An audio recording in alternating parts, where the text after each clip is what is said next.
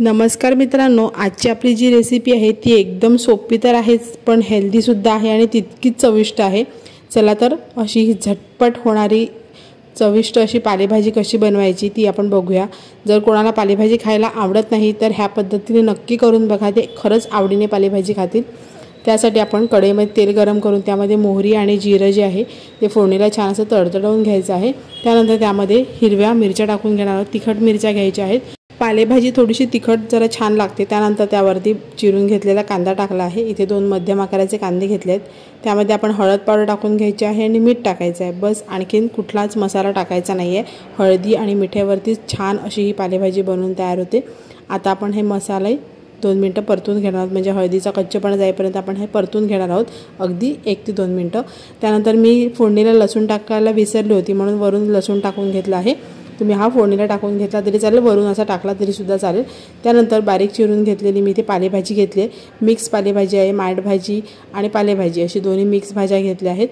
त्यानंतर ह्या चांगल्या अशा ह्यामध्ये मिक्स करून घ्यायच्या आहेत। याला तुम्हाला असं वाटते कढईभर भाजी आहे, पण ती शिजल्यानंतर अगदी थोडीशी भाजी होणार ही। खूप शिजली की त्याची क्वांटिटी आहे ती कमी होते। चला तर आता आपण वाफ ठेवून शिजून घेणार आहोत। ह्यामध्ये आपण पाण्याचा वापर कुठेही करायचा नाही आहे, वाफेवरतीच भाजी शिजून घ्यायची आहे। वाफेवरच छान अशी भाजी शिजून निघते। हे बघा, मध्ये मध्ये 1-2दा असा चमचा मारून घ्यायचा आहे, म्हणजे भाजी जी आहे ती सर्व साईडून चांगली अशी शिजून निघेल। पुन्हा मी वाफ ठेवून घेते आणि पुन्हा एक वाफ ठेवल्यानंतर तुम्ही बघू शकता भाजीचाच वाफेचा छान असा पाणी होतो आणि भाजी छान अशी शिजली जाते। आता आपण ह्यामध्ये वरून टाकून घेणार आहोत ओलं खोबरं। मी इथे बारीक मिक्सरला वाटून घेतलं आहे, तुम्ही खिचणीवरती म्हणजे मोरलीवरती खिसून सुद्धा आपण ह्यामध्ये टाकू शकतो। चला तर आता ह्या प्रकारे मी हे टाकून घेतलं आहे आणि आता हे मिक्स करून घेत आहे।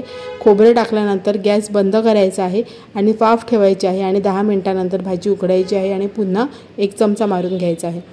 खोबरं टाकल्यानंतर कधीही लक्षात ठेवायचं, भाज्या ज्या असतात ते सहजता शिजवायच्या नाही, किंवा जर तुम्ही कुकरला भाजी करणार असाल तर भाजी शिजून झाल्यानंतर खोबरं टाकायचं। खूप चविष्ट अशी भाजी बनवून तयार होते, अप्रतिम लागते आणि ज्यांना नाही पालेभाजी आवडत ते नक्की आवडीने खातील। असा गरमागरम भात आणि त्याबरोबर अशी पालेभाजी कालवून जेवायचं। खाद्यप्रेमींना माहिती आहे कालवून कसं जेवायचं, सो तुम्ही असं पालेभाजी फक्त भाताबरोबर खाऊ शकता। खूप चविष्ट लागते, नक्की ट्राय करून बघा। आणि आजची ही झटपट सोपी रेसिपी तुम्हाला कशी वाटली ती कमेंटद्वारे नक्की कळवा आणि चॅनलला सबस्क्राईब करा।